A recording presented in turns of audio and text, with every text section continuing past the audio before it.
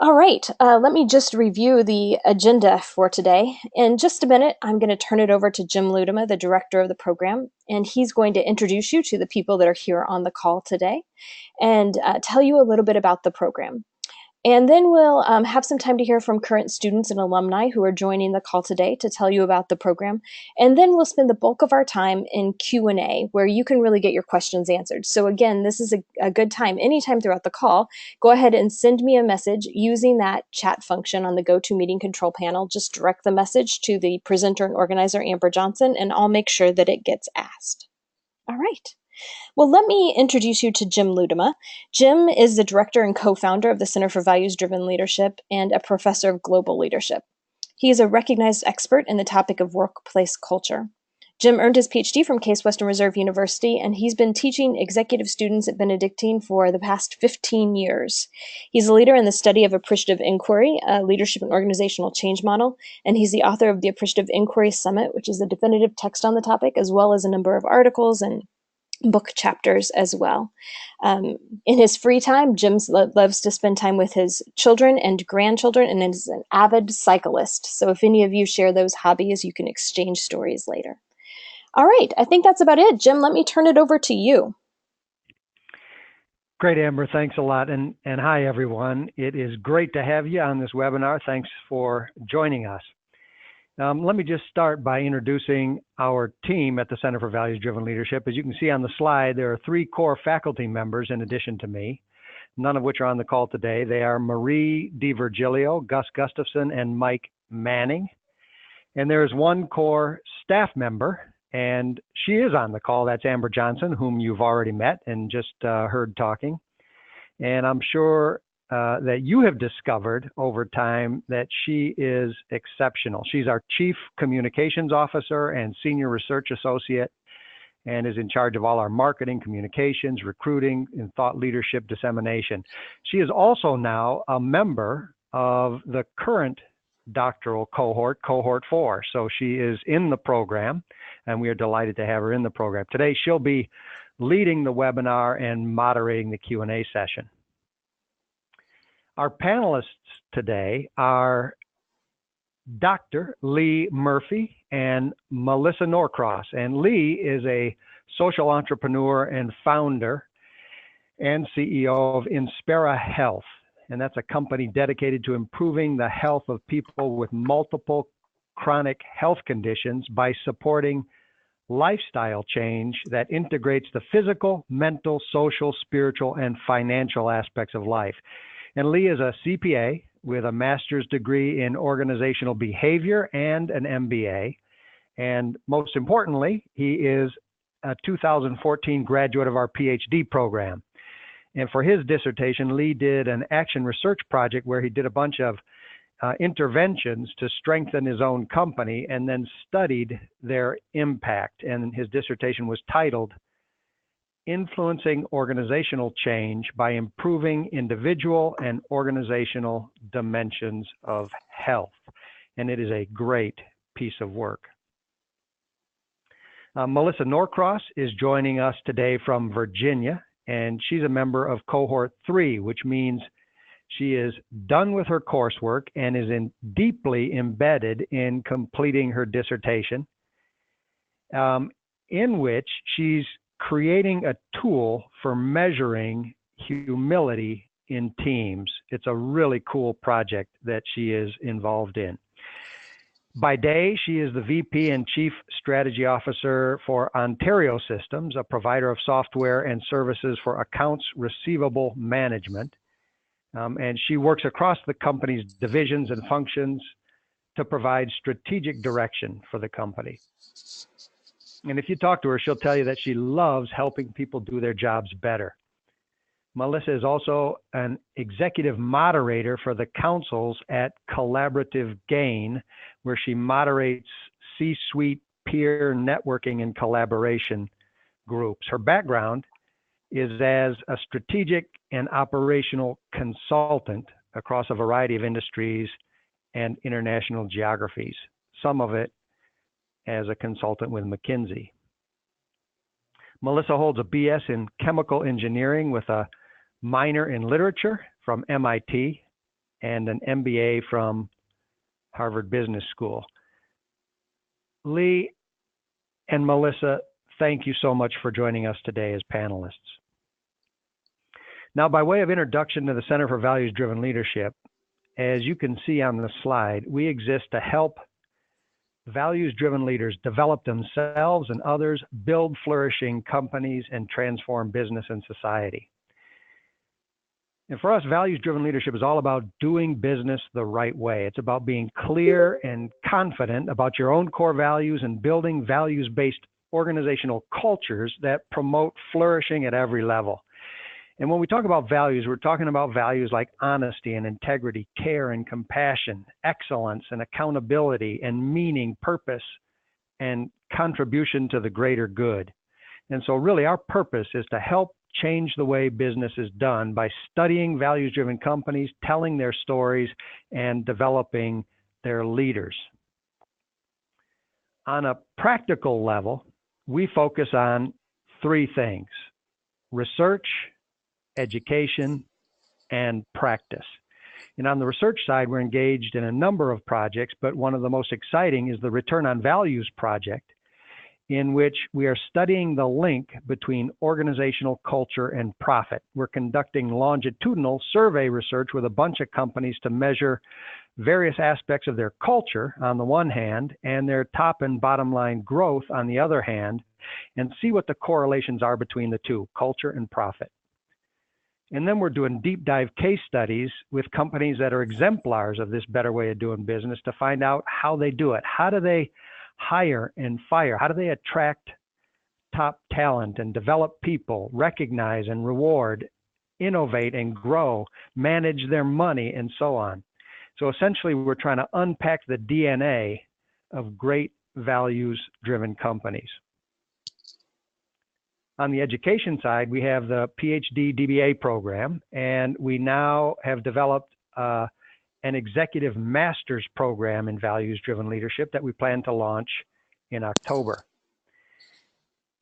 In terms of practice, we offer consulting services and customized executive education programs to companies, and we also offer 2 senior executive roundtables each year where we open our doors and invite 100 or so leaders from the business community to come and spend a Friday afternoon with our faculty and doctoral students, along with a couple of leadership gurus that we bring into town to explore hot topics of interest like emotional intelligence or leading change or working with millennials or building positive organizational cultures. So that's really what we do. And now as it relates to the doctoral program itself, I'd like to make 5 points. The first is that the program is for senior leaders like Melissa and Lee who want to change the world through business. And this is based on the idea that business is currently the most powerful institution on the planet and the institution with the greatest potential to influence positive change. And so we're looking for people who share this conviction and want to be part of a learning community that will help them advance their life and their careers in this direction, all from a values-driven perspective. Second, it's a program for people who just love to learn. It's different than any other doctoral program out there, whether it's a traditional program, an executive program, or an online program. Ours is designed to help you grow as a leader, grow as a scholar, and grow as a person. We provide a safe environment, a safe space in which you can find your edges and push those edges and open yourself to personal and professional transformation. And we found that the students who really thrive most in our program are those who open themselves up to the world of ideas and just jump in with both feet, explore as many theories and models and perspectives and experiences as possible, and then engage in deep and meaningful learning with others. Third, it's a scholar practitioner program, and this means that the faculty and the visiting scholars bring their best and most cutting-edge ideas to the classroom, and students like Melissa and Lee do the same. And then together, we build new theory, we do new research, and then we test them in the world of practice. So in this program, you're not just a consumer of knowledge the way you would be in an undergrad or master's program. You become a creator of new knowledge, a creator of new ideas and new models, new approaches that you and others can apply in your organizations and also write up and publish to advance the field. Fourth, the program is a student-centric program tailored to the demands of executives working full-time. It's designed to be completed in 3 years compared to 5 to 7 years for most doctoral programs. To accommodate those who commute in from out of town, classes are held once a month on weekends, plus an annual 8-day intensive, so you can be in class on the weekend and still put in a full week of work. You can select one of 2 tracks, a more research-focused PhD degree or a more practice-oriented DBA degree. All of the coursework is scheduled to help you make progress toward your dissertation beginning day 1 in the program. And you can focus your dissertation on pretty much any topic you wish within the fields of leadership, corporate responsibility, and strategic change broadly defined. We allow for a lot of range and a lot of flexibility in terms of how you focus your dissertation. You also get an unusually high level of faculty, staff, alumni, and fellow student support in this program. We are a community of learners fully committed to your success and the success of every student in the program. And you get to do all of this in our brand new state-of-the-art building, the Goodwin Hall of Business, which just opened about 18 months ago. Fifth, in terms of key aspects of the program, we work hard to make our program a truly global learning community. We bring in as much diversity into the student cohorts as possible, and much of the teaching is done by visiting scholars and executives from leading universities and companies around the globe. And we also engage in global exchanges in which students and faculty travel together to different parts of the world, such as Belgium, China, Dubai, France, Ireland, India, Saudi Arabia, South Africa, Spain, the UK, to engage in high quality learning exchanges with top scholars and executives from other countries and cultures. So in summary, we're looking for senior leaders who love to learn, love to grow, and love to develop themselves, and who want to change the world through a values-driven approach to business. And we hope that obviously you are one of those leaders. And now to give you a little more perspective on the program, I'd like to turn it over to our panelists, Melissa and Lee. Let's start with Melissa. Melissa, over to you. Hi. I am obviously a part of the program. I'm partway through. I'm about 2/3 of the way through. And I have found that it has exceeded my expectations. The opportunity to be here, to be in the program, has been astounding. And what I've found is that I learned as much from my peers and my fellow students as I did from the visiting professors. And the opportunity to do this as a cohort made all the difference for me in terms of being able to think about moving my career and my research forward.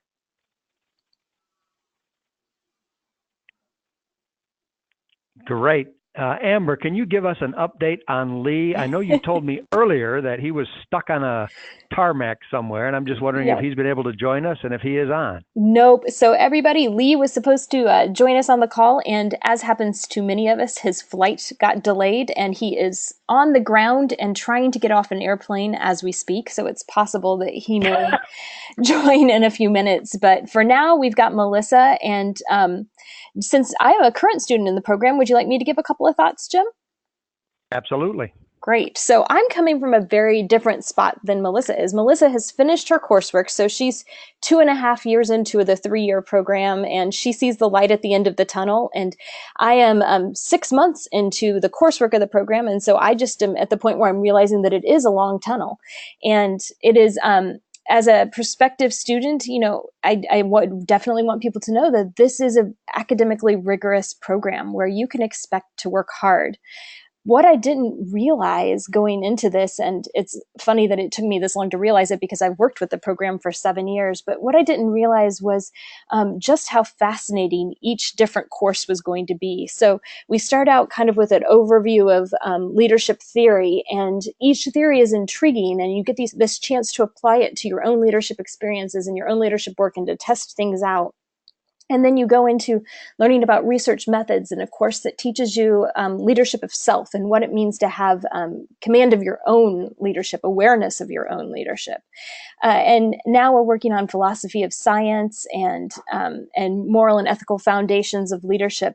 And each course sort of builds on the previous course and develops you as an individual leader. And I've been surprised by the curiosity that I feel towards each topic that we explore, and how immediately applicable different aspects are of it, especially, around leadership theory and leading self, leading teams. The ideas that I get in class on weekend, I'm able to step right out and try it out with the groups I lead at work, the teams I lead at work, with the teams I lead in my community volunteer efforts and my congregation. And that's been a really rewarding experience to firmly believe that what I'm learning has remarkable value for my career and my community. So that's kind of the observation that I would make. And I think now, if it's okay, Jim, we'll turn it over to people to ask some questions. Does that sound good? That sounds great, Amber. Thank you for your comments. Melissa, thank you for your comments. And quick question for you, Amber. Are you in communication with Lee, or should I reach out to him via text? Nope. My hunch is that he'll probably still come along at some point, and then we can weave him into the conversation. Absolutely. We'll do that. He just texted 10 seconds ago to say he's still stuck, poor guy. So we'll keep waiting to see if he shows up and integrate him when he does. But for now, Melissa and you can primarily answer the questions, and we should be good. Absolutely. So just as a reminder, if you joined the call late or you need a refresher, you can send questions to us by using the GoToMeeting control panel and the chat function there. So if you look for chat, you can select who the message goes to. And in this case, you can just select Amber Johnson. It says organizer there. Send me your question. I see a few coming in already. And I'll read the questions out loud and turn it over to our audience, or to our panelist, and to Jim to answer. So, Jim, I'm going to throw the first question to you. And this one comes from one of our panelists, and who's asking, busy schedule, is the full 2-year program updates available prior to the beginning of the cohort, or, does the schedule change? Yeah, we have the full 2-year schedule calendared out for cohort 5 already. And, obviously, as we get a little closer to the start date, we'll finalize and nail down that calendar.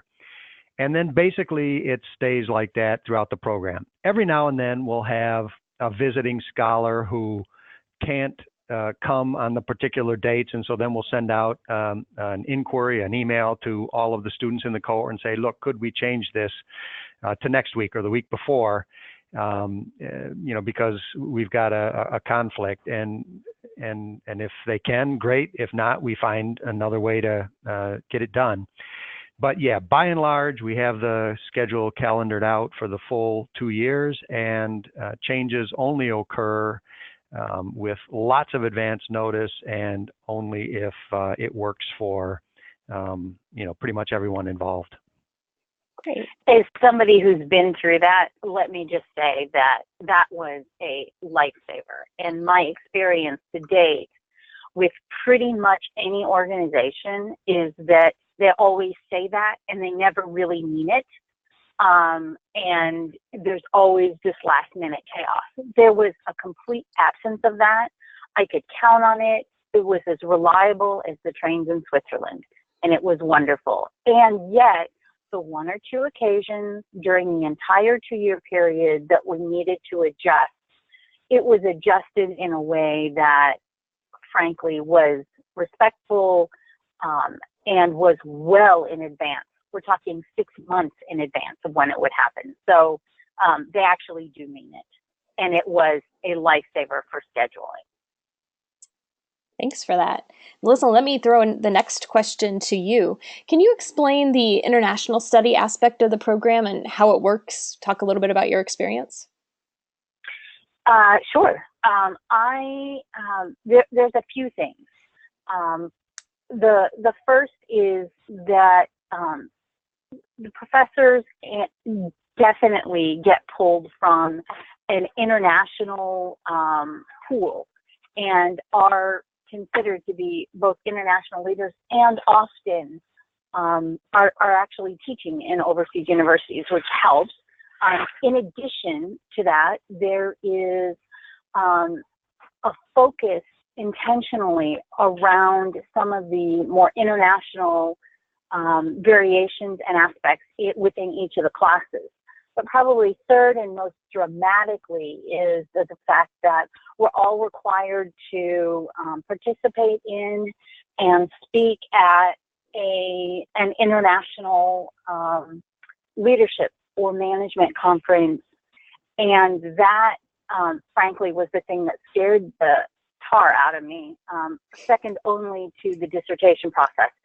So I thought, who's ever going to want to listen to me speak? But it turns out our perspective that combines both the real world and the academic world, and the thoughts in both of those arenas meant that a lot of the things that we had to say were truly relevant, and it gave you a platform in which to engage more conversations with more of the people in these international leadership forums.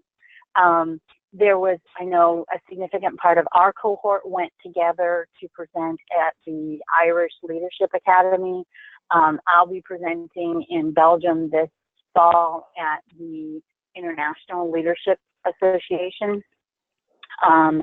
And I have 2 presentations to make there. The other nice thing is that it's both a great experience and it's one that you're not having to do all by yourself. So we often will coordinate, and so there might be 4 or 5 speakers, of which you might be one and a couple of your classmates and maybe someone from another institution might all come together to host a single event. And that process in and of itself, the process of preparing for that, talking through what you want to say, what others are going to say, it really helps your thinking process as well. And so the requirement of doing the international presentation and attending an international forum turns out to have a lot more benefits than cost in terms of participating, because you find that your work and your thoughts really move significantly forward during those times. So they're Amber, great experiences. Great. I'm sorry, Melissa, I didn't mean to cut you off.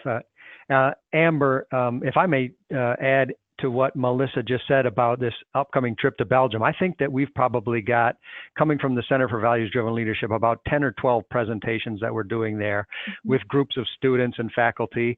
And as Melissa mentioned, faculty from other universities around the globe serving on those presentations with us. And so we get to meet people from around the globe and present with them and talk about neat ideas from multiple different cultural perspectives and national perspectives. For example, one of the sessions we're doing is on the use of big data and organizational change. And we've got, different perspectives from around the globe on that one. We're doing a session on global leadership and global leadership competencies and what does it take to be a great global leader. And we're getting multiple perspectives from around the world on that, others on culture change and so on. So it's just a lot of fun. And as Melissa says, when our students bring both their practitioner and their scholar hats and can speak from both of those places, we attract a lot of attendance to all of our sessions. Particularly at the International Leadership Association Conference, we've developed a real strong reputation there. So it's a lot of fun. It's a great global learning experience, and I think a really neat feature of the program. Yeah, and one other thing I would add is that whenever we can, we try to find a local company where we have a connection, and we go inside that company and spend some time talking about what leadership means in that country's context. So, in Ireland or in Belgium, in both places, that's able to happen, and that sort of extends the learning, and it's kind of a fun field trip as well. And a lot of people who travel do take their partners with them, their spouses or a child or a best friend or something along, and make a little getaway out of it as well to just, enjoy some free time while they're part of the travel too. All right, Jim, next question for you. When you were giving your introduction to the program, you mentioned our 3 areas of focus: global leadership, strategic change, and corporate responsibility and sustainability. Could you just maybe in a second or two kind of talk about how that fits together in the curriculum overall and how the curriculum touches on all those topics? Yeah, absolutely. We have there are really 4 blocks of courses in the program.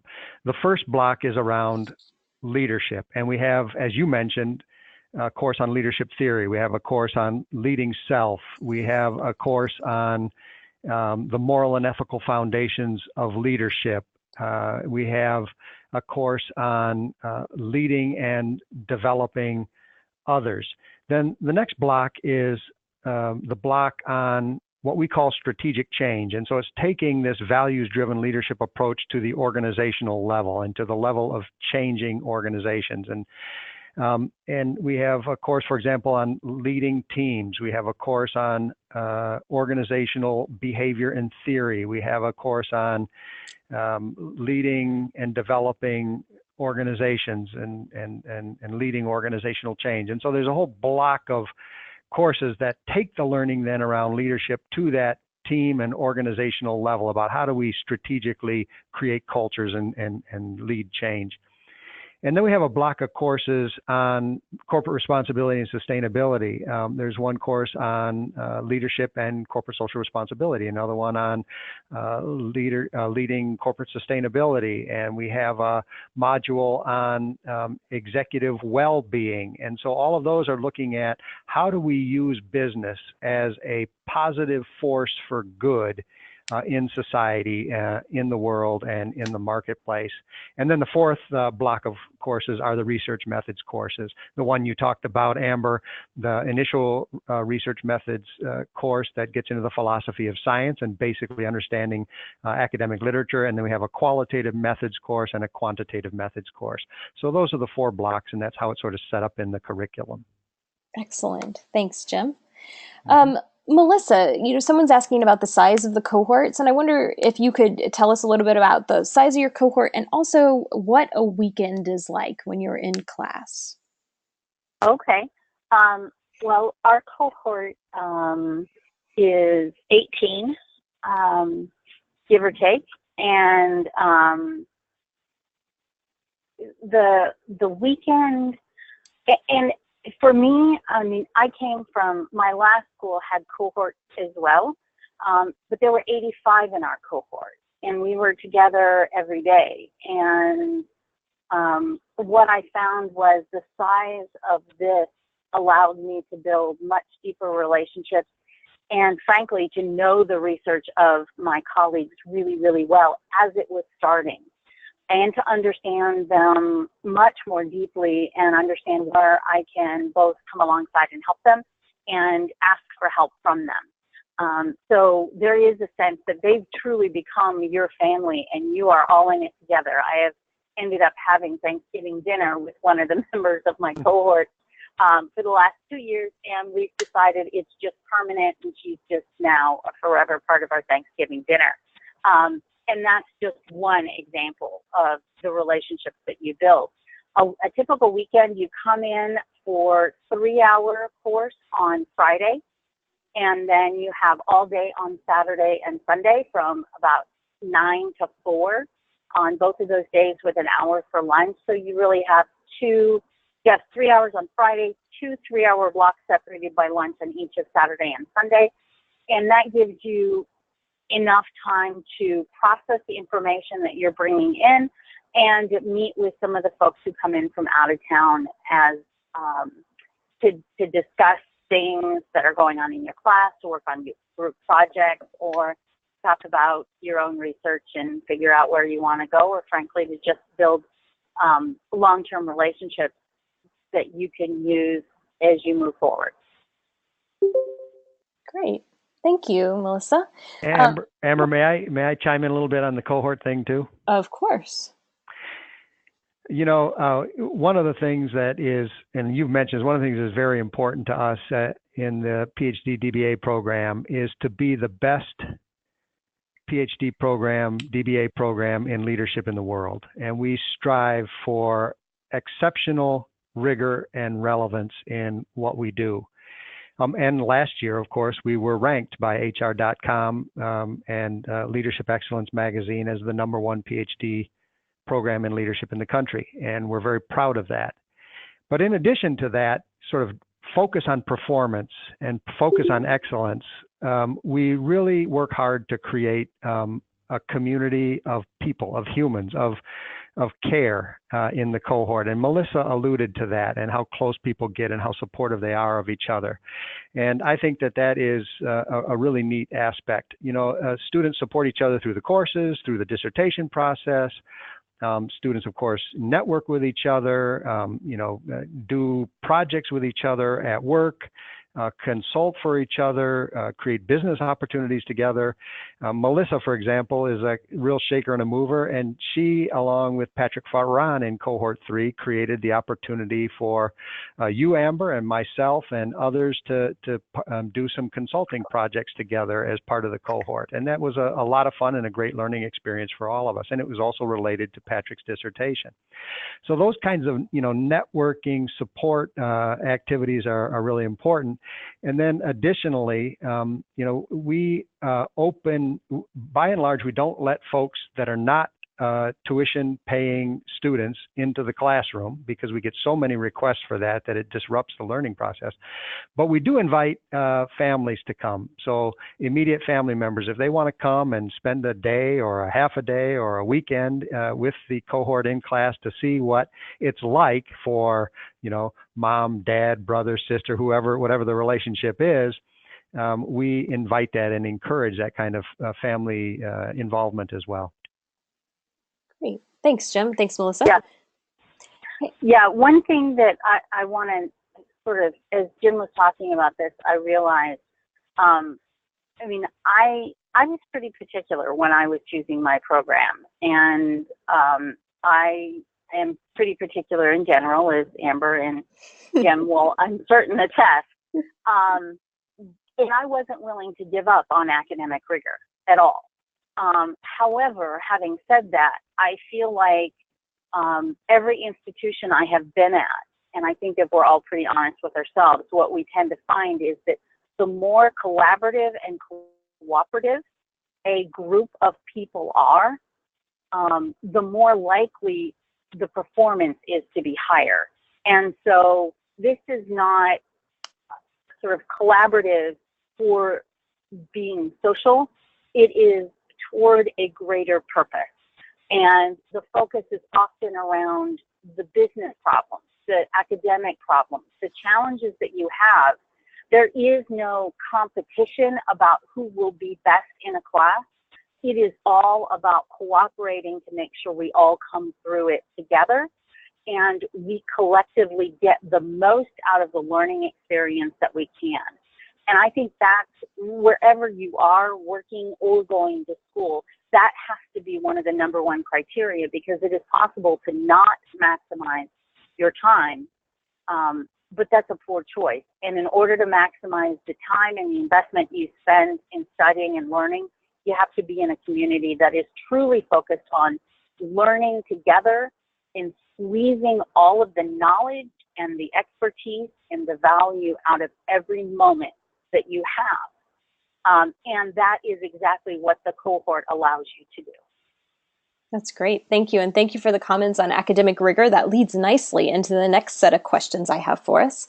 And let me just remind everybody online, if you have a question you'd like to make sure we answer, use that chat function and type your question into the chat box and send it to me, Amber Johnson, and we'll go ahead and get those questions answered. So on the topic of academic rigor, the dissertation, I'm going to ask Jim for you to kind of explain the dissertation process, how the faculty support students through that, or if a student wanted to publish, how we support students through that. And then Melissa, maybe you can just add a little color commentary from your own experience. So we'll start with Jim giving the overview and Melissa with a little color commentary on what the dissertation process is like. Sounds good, Amber. One of the things that we are very attentive to in the program is to helping students succeed in completing their dissertation from day one in the program. So, we do the coursework and people write papers for those courses, students write papers for those courses, and then we as faculty encourage, in some cases, for them to take those papers to the next level and submit them to one of the conferences that they'll be presenting at or submit it for publication. So we start that process from day one. In addition, we have a series of workshops over the course of the first 2 years, writing workshops that help students become comfortable with writing from an academic perspective. And this series of workshops was put together by Marie DiVirgilio, our faculty member, and Joanna Beth Tweedy, who is a graduate of our first cohort and is also a former English major, and she is a professor of writing at Western Governors University. And so she's really, really good at coaching around writing. So we've got that process built in. I think there are 4 or 5 workshops, 3 or 4 workshops over the course of the 2 years around writing, and they grow on each other so that you get more and more sophisticated in that area. Joanna Beth Tweedy also then gives coaching feedback on papers that students write. And so in addition to getting coaching on the content from faculty, you get coaching from Joanna Beth on the writing style and format and that kind of thing, and how to write better. So those are all things that help when you get to that stage of the dissertation. Now, in addition, we are constantly, in the first 2 years, checking in with students, holding sessions where we talk about, okay, what are the topics that you're interested in for your dissertation? And we try to develop that together over the course of the 2 years. And some students know right from the beginning what they want to do their dissertation on, and others, change their topic multiple times throughout the program, and that's all fine. We expect that. But we're constantly talking about what do you want your topic to be and how can we refine it better. Then we have 2 specific assignments. They're called qualifying paper number 1 and qualifying paper number 2. You do qualifying paper number 1 in the first year of the program and qualifying paper number 2 in the second year of the program. The qualifying paper number 1 is a broad review of top journals in the fields of leadership, corporate responsibility, and strategic change. You look at a bunch of journals and look back a number of years to see what are the hot topics, what are people writing about, who are the authors that are writing, what methods are they using in their research, and so on. So it really socializes you into the field and gives you an understanding of what's out there. Then in the second year, you do the qualifying paper number 2, where you do a deep dive into the topic that you're interested in doing your dissertation on. So let's say you're interested in doing your dissertation on some aspect of emotional intelligence. In that Qual 2 paper, you'll do a real deep dive in the literature around emotional intelligence so that you become familiar with who all of the key authors are, what's being written about, and what are the most interesting areas around emotional intelligence that you might want to do your dissertation. So you can see how all of those things, the writing workshops, the coaching from Joanna Beth and the faculty, the shaping course papers for publication and presentation, and this qualifying paper number 1 and qualifying paper number 2 are all leading you towards the dissertation those first 2 years, so that when you get to that third year, and then at the end of the second year, you also write your dissertation proposal, so that by the time you're done with the 2 years of coursework, you've already got a big chunk of the dissertation done. You know, you've written your first chapter, which is an introduction. You've written your literature review, essentially, with that second qualifying paper. And you've done the research methods courses in which you sort of put together the method you want to use to do your dissertation. So by the time you shoot out of that, the end of that second year, you're already, and you've got your proposal done, you're already ready to start collecting your data for the dissertation. And so everything works in unison to help students really have a leg up on that dissertation process by the time they get out of the second year. And then that third year, you form a committee. You have one of the faculty members here at Benedictine as your chair, and then bring in a couple of other committee members from outside the university, perhaps some of the people who come through as distinguished visiting scholars, or somebody else that you've met along the way at one of the conferences, or that you know who is an expert in the area that you're interested in. You form that committee, and then you work with that committee over the third year to complete the dissertation. Great. That was an excellent high-level summary. And then Melissa, could you, and maybe briefly, because I do have a handful of questions I'd still love to get to, but give us a little bit of your own experience of that.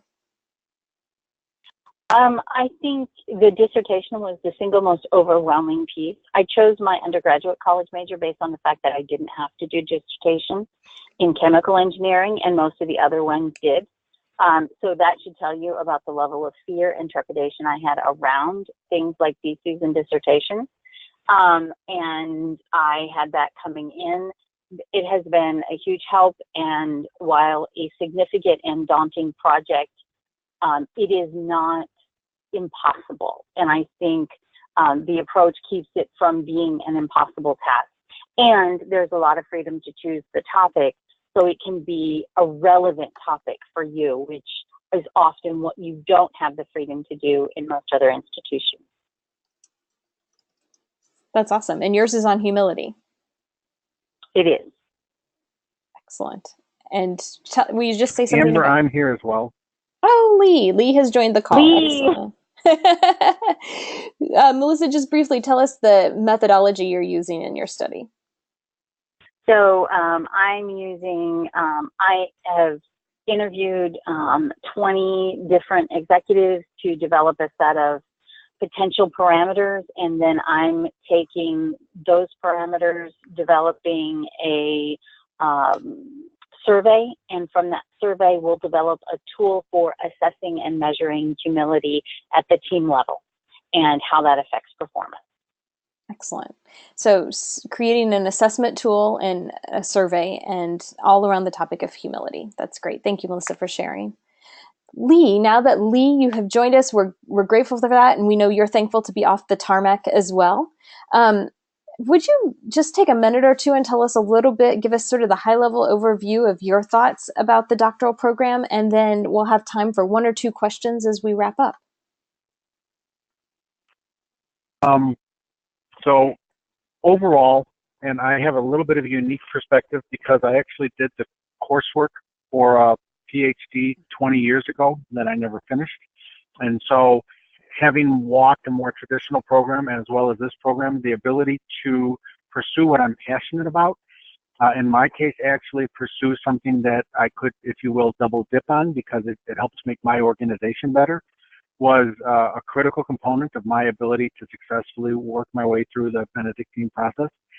The other piece that's a little bit more unique.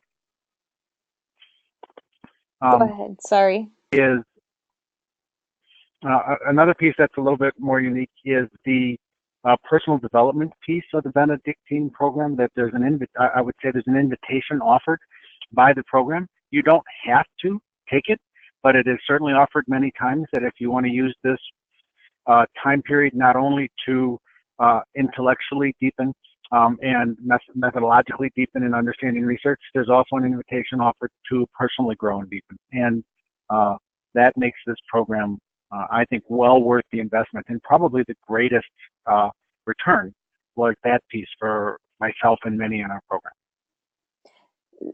The greatest return, you said, was the personal development?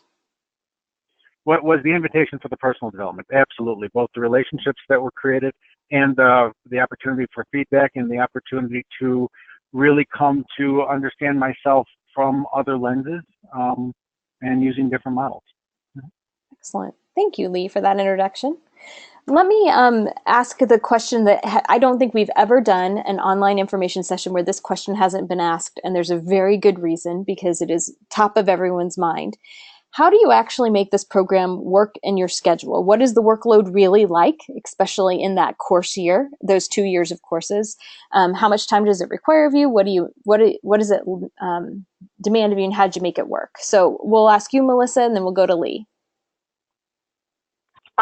It probably required, just like anything, the first little bit is a lot more intensive because you're coming up the learning curve on how to learn. But it sort of leveled out between 10 and 20 hours of reading a week, depending on the week and the other stuff, and well, reading and writing. So that was, for me, a lot of people sort of structured things so that they had a set time of the day. I didn't, but I knew sort of what had to be done, and the first 2 years were in kind of some ways easy because they were really all laid out. You knew what had to be done. It was just a matter of putting your head down and doing it. And if you're juggling a bunch of things anyway, I mean, it's just one more thing to juggle. The nicest part for me, and the part that made it really easy, was the fact that it was a dedicated weekend when you were there for class. And it really set things apart. And because I was traveling from a little further away, I would stay in a hotel because I would need, I have to fly in. So it allowed me to really have that focused heads down time that I treasured. And I'm, in fact, so much so that I'm considering scheduling that in some way, shape, or form into my dissertation year because I missed that heads down time to take that block. But that actually helped rather than hurt, which is not what I thought going into the program. Great observation. Thanks, Melissa. What about you, Lee? What was the workload like for you? My experience was the same as far as hours. I would say 10 to 20 hours a week on average is what it took. Part of the onboarding, if you will, was learning a new language, and that's the language of academic research articles. And if you've never read an academic research article, it's painful the first couple of times you pick it up, in the way that things have to be precisely labeled and work their way through and repeated and sometimes it feels like a use of language that feels arcane, and yet you eventually figure it out. And you also figure out along the way that you don't have to read every single word that's there, that you figure out how to read the assignments in a quicker way to understand what it is they're trying to get across. And you can have a life. It does require scheduling, but my second year I got married, and still managed to participate in several different kinds of social and marathons and other events and continue the training. It really is, the discipline around the scheduling is what's secret, and you have to have family support. If you're married, your spouse, your children, the other people in your world that are important to you need to understand what this will take. You do have to be all in. And they have to be all in too. I have 5 kids, so juggling is not foreign to me. We all had to sit down and talk and say, okay, this is going to mean some things. I gave up things like TV and movies. So my cultural exposure during this 2 years is pretty much zero. And my family keeps me up to date on it, and we're good. And we said, there'd be no family vacations for 2 years because I can't afford the, week or two away. And once we had the talk, we were good. But other than that, you have a pretty balanced life. Yeah, and I can tell you that I'm a mother as well and have 2 young kids at home, and have managed to keep almost everything in my schedule, but my alarm does go off a lot earlier than it used to. And it's just a mastering of your time. It's time management.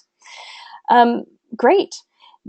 Jim, I want to just give you a chance to answer one last question, and then we'll wrap up here in just a few minutes. And the last question is this, who is the ideal student for this program? Who are we really looking for? The ideal student is someone who is a senior leader who wants to change the world through business in a positive way, and who wants to use their influence to help people, organizations, and society flourish.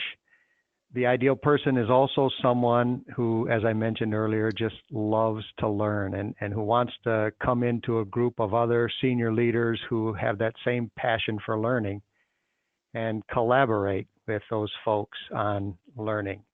Trying out new ideas, trying out new things, and just really jumping in with both feet and trying to learn. And I do think that the ideal candidate is also someone, as the three of you just mentioned, in terms of scheduling, someone who is disciplined about their time and their focus, because it does require a lot of that over the course of the 3 years. And someone who wants to be a part of a great collaborative learning community that's out to change the world. That's a fabulous vision to wrap up on. Thank you, Jim. Let me just give us some closing thoughts, some details for you guys to keep in mind as you consider this program. As I mentioned at the start of this call, we do have an every 2 years schedule, which means that as one cohort finishes their coursework, that's the same time we launch a new cohort. And we launched Cohort 4 in April of 2017, which means that Cohort 5, our next cohort, will not begin until the spring of 2019. We'll begin accepting applications in April of 2018, with the deadline in November of 2018, and then classes will start in the spring of 2019. So it is still a little ways out, but you can see that as an advantage by just knowing that it gives you a lot of time to do your due diligence around the program, to think about the commitments you want to make, to catch up on your Netflix now so that you don't mind taking a little time off in the future. And of course, I want to let you know that anytime you have questions about the schedule or the application process, you can send an email to info@cvdl.org. Those actually come to me, and I'd be happy to answer any questions you have. Another way to learn more. Oh, go ahead, Melissa. One thing I do want to add, I applied, came in, and it was a fairly quick process in terms of, the program is coming up in less than a year for me. If I had to do it over again, I would love to be in the position that you are now, because there's some things I would like to think about and get in place in advance, not just looking at Netflix, but thinking about an executive coach or someone who could come along beside me to help me really put to use all of the things that were coming at me, in some cases what felt like at a fire hose level, to be really efficient about it. So you could think of it as a negative that it's not for 2 years, but honestly, having the year before the program starts makes it where you've decided you want to do it, and getting your life set up to take full advantage of it is invaluable. That's awesome. Thanks, Melissa. So in that year, you have to debate and to take full advantage of it. We want to make sure you know the resources that are out there for you. And this is a screenshot from our website, and the address is there, cvdl.ben.edu/doctorate. Each of those orange bits of text link you to a tremendous depth of content. You can go read full dissertations.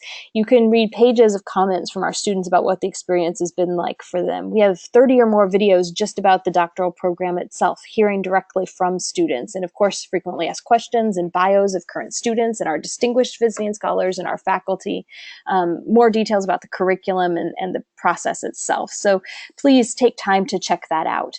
And check back regularly, because we are in the process of transitioning it from materials for Cohort 4 into materials for Cohort 5. So there'll be some updates coming along the way too, and those should happen in the next month or so. So check back and watch for those. We also want to just invite you to stay engaged with the center. If you are on this call, it means you're on our mailing list, and so you get links to the latest blog articles and the ebooks that we're publishing and invitations to our events, and we would welcome your presence at any of those as a way to stay connected. And one event to tell you about in particular, on November 10th, we will have an on-campus information session as on a Friday afternoon. So a lot of the content may be the same as what you've heard today, but you'd have a chance to meet several students and faculty members face-to-face. And certainly let me know if you'd like to come and bring a significant other as well as you learn about the program. Two last quick things. We want to make sure we tell you about another exciting program, and that's the Executive Masters in Values-Driven Leadership that Jim mentioned earlier. This is just launching. Cohort 1 is forming practically as we speak, and it's really, the curriculum of it is built on that of the doctoral program with a lot of similarities, but this program is designed to really prepare managers for senior leadership, and it is an exciting program. It is built on world-class leadership features with incredible curriculum and really transformative experiences all in 18 months. And I say that because we'd love your help in spreading the word about it. So if you know someone who, is looking to reach senior leadership roles in their career and maybe even has an MBA but needs some of the leadership skills that really having influence in business requires, please tell them about the program, introduce them to me. I'd love to talk with them about it. All right, we're just about to wrap up, but as we close, I just want to turn it back over to Jim to make any final comments. Sounds good, Amber. Thanks a lot. And just a couple other things in terms of, being, a little more than a year out from when the program is going to start. We also have a reading list that we'd be happy to send to you if you're interested in it. And we, as I mentioned earlier, have our senior executive roundtables twice a year, once in November, once in April. And we'd love to have you come to those. We're also offering workshop series over the course of the next couple of months on appreciative inquiry, a very powerful approach to leadership development and organizational change. And we'd love to have you and anyone else that you would like to bring with you, participate in that workshop series. So we have a lot of events going on regularly that you can stay in connection with us and get to know us better through if you like. And then in terms of closing comments, Amber, just thank you very much for moderating this, and thank you, Lee and Melissa, for participating as panelists. And I want to thank all of you who were on the call today for being here. As I've mentioned a couple of times, I guess we're really looking for dynamic senior leaders who want to change the world through a values-driven approach to business, who just love to learn and who want to push the frontiers of the field, both in terms of practice and in terms of research and theory, and who want to be part of a great global learning community of like-minded, smart, fun, values-driven leaders. And we hope that you are one of those folks. So thanks again for being on the webinar, and we look forward to being in touch. And with that, I think we are adjourned. Have a great day. Thanks, everybody. Bye-bye. Bye-bye.